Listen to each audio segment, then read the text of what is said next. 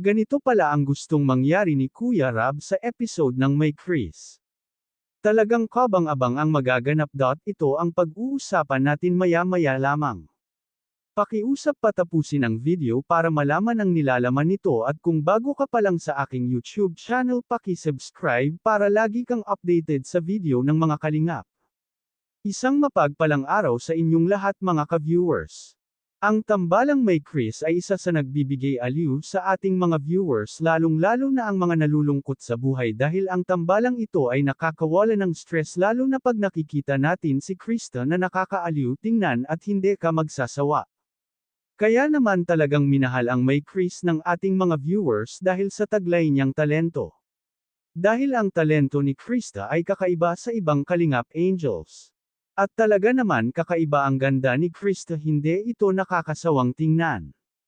Kaya naman kung titingnan natin si Mikoy ay para na talaga itong may gusto kay Krista at kahit si Krista naman ay para na ring may pagtingin kay Mikoy. Kung mangyari man na magkagastuhan ang dalawa ay si Mikoy ang first love ni Krista.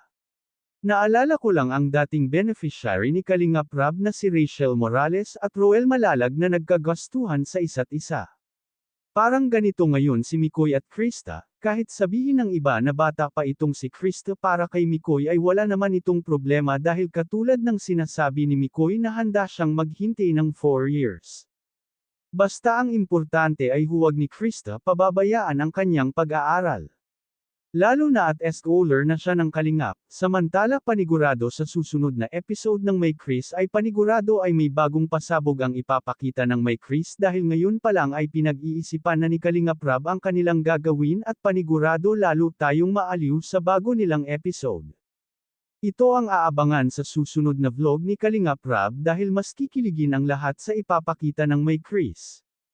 Dahil may kaunting babaguhin si Kalingap Rab sa episode ng May Chris, naku ngayon pa lang ay excited na ako sa magaganap na episode ng May Chris. Nakakakilig kasi tingnan, lalong na ang mga senior citizen natin na nasa ibang bansa na laging nag-aabang ng mga serye ng Kalingap. Talagang ito mga serye na lang daw ang nagbibigay aliw sa kanilang buhay, kaya sa mga senior natin dyan at mga supporters ng mga serye ng Kalingap magandang araw po sa inyong lahat.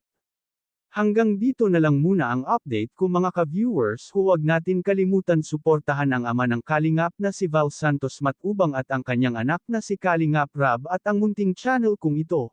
Maraming salamat po. God bless sa inyong lahat.